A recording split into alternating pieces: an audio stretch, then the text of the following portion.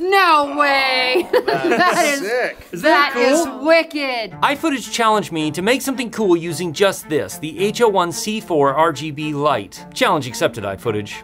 Challenge accepted. One of the coolest things that I have access to here at Alaska in some places at certain times of the year are glacier ice caves. Glacier ice caves are really cool because of all the little facets in the ice, reflect the light in really different ways. And I thought it'd be really interesting to use this RGB light to see what it looks like when you're illuminating a cave with not just white light, which I've done before, but RGB light that's changing as you move through the cave. I thought that could be a really cool effect. I spent a lot of time looking for ice caves that I could get to that are close to my home, that are accessible and safe. Unfortunately, I couldn't find any that I could get to because of where we are in the winter right now. It's kind of this weird in-between time when the lake and the rivers are not necessarily frozen completely solid, so it makes getting to some of these places a little bit difficult. But there is an ice cave that I know of up in the mountain range about 300 miles away from my home that is accessible pretty much year round. And now that it's cold, or it's definitely been colder up there, it is safe. Time to pack. For cameras, we're bringing the Sony Alpha 1 as our main photo camera and the Sony a7S III as our main video camera. For lenses, we're gonna bring the 24-105 f4, the 24mm f1.4, and the 20mm f1.8. We're also gonna bring the Mavic 3 because I definitely wanna try and get some drone shots as we make our way up there and maybe some at the cave. We're gonna bring lots of extra batteries and lots of hand warmers because I fully expect it's gonna be really cold. And of course, the star of this particular video, the HL1 C4 RGB light from iFootage. My tripod of choice for this is the Peak Design carbon fiber travel tripod. All this is gonna be packed into the Think Tank Mindshift 26L backpack. And of course, we're gonna need a lot of warm clothes. Another challenge is that the Weather Service has just put out a massive winter snowstorm warning. We're supposed to get about 16 inches of snow here tonight in Anchorage, and that may cause issues with the roads, but I'm determined to go. I called a couple of friends, and a few of them even said yes, that they would come with me.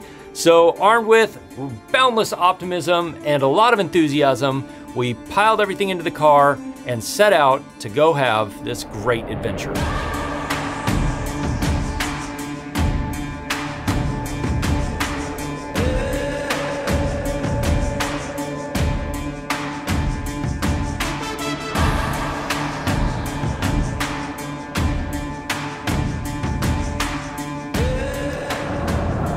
We made it as far as Summit Lake, right? That's where we are? Yeah, Summit Lake, which is pretty close. It's just, yeah, right by the Richardson Monument. Pretty close, like 20 miles away from the glacier. And the wind is howling, like 20, 25 miles an hour, blowing snow across the road. Really hoping it's not like this where we gotta hike out to the glacier, because that will make for a miserable hike. This is where the weather presented several challenges. One, the temperature had been steadily dropping and getting colder since we left Anchorage from about 18 to 20 Fahrenheit. It was now in the single digits, which is not exactly ideal for hiking through the woods for 1.5 miles in the snow. The second challenge, as we got even closer to our destination, was that the wind was getting worse and worse and worse. We had to stop. Holy crap, I don't know if you can hear any of this. We had to stop to oh my gosh, that's cold. Just to give you an idea of how hard the wind is blowing and oh, how cold it is. Oh my gosh. It is. I really hope it's not doing this at the glacier, because that is going to make it miserable if it is.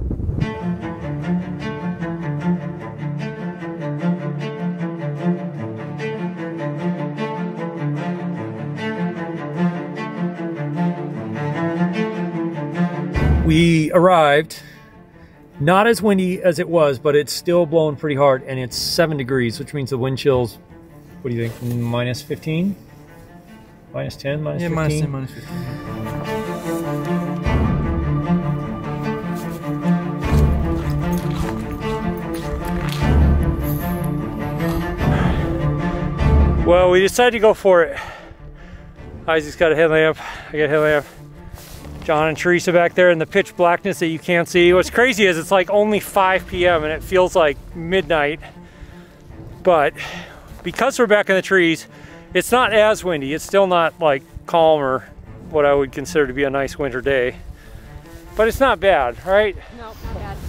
overall it's not bad. So I don't know, we've gone maybe a quarter mile. We got a mile and a quarter to go, and then we get there, hopefully. But the trail's almost invisible because the snow has blown it over. So it's really like walking along by feel of where you can feel the solid snow on the bottom.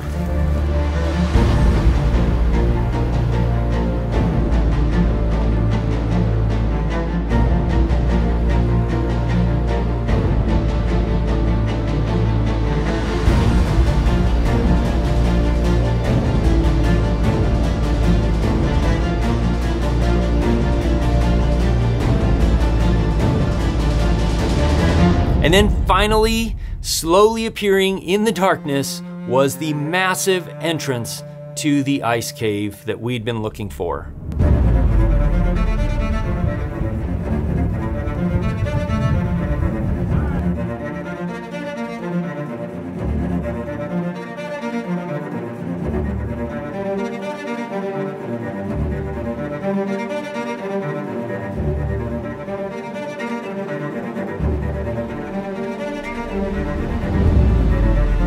It is considerably warmer and less windy here, which is great.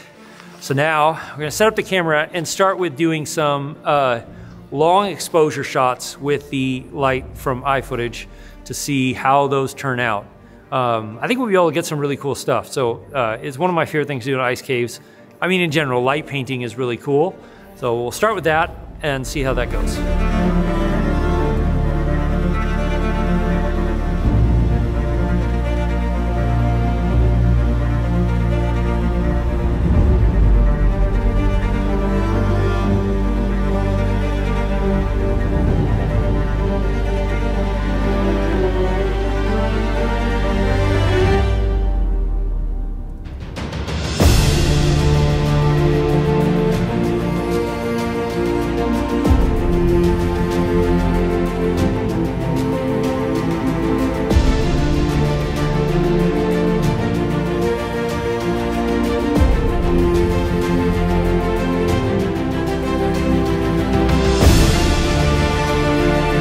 This video is sponsored by iFootage. iFootage makes all kinds of great camera support equipment and lighting, which is what we're using tonight. But they make sliders, they make the best magic arms I've ever used, and a whole bunch of other stuff. So there are links in the description where you can get 10% off of anything you order. There are affiliate links. They'll help me out, but they won't cost you anything extra. In fact, they'll save you 10% on anything you do order. So let's jump back into the video. Those photos turned out really, really cool. I was shocked at how well the RGB reflects off the facets of the ice. It did pretty much what I hoped it was gonna do, but way better and way more. Like the amount of color reflecting off the ice is really, really cool. But I really wanted to try and get a video, basically like a long shutter photo where you see the long streaks of light, but do it in video so you can see the light travel through the cave and the light reflecting off the surfaces as the light travels around. So I don't know, if you like light trails and like light streamers kind of traveling through the cave. So my thought is to use S&Q mode and set it at 1 frame a second, then conforming to 30. And then I'm sure we'll have to do some crazy stuff with it in editing. But I think if we can do this right, it'll be a really, really cool effect.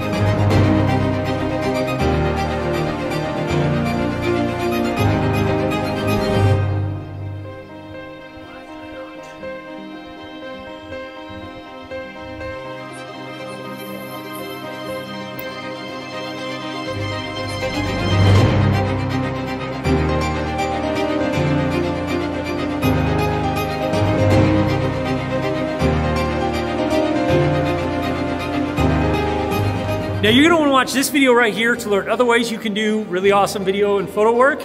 Till then, if you have any questions, ask me in the comments below or join my live stream, which happens most Wednesday nights at 4 p.m. Alaska time, 8 p.m. Eastern.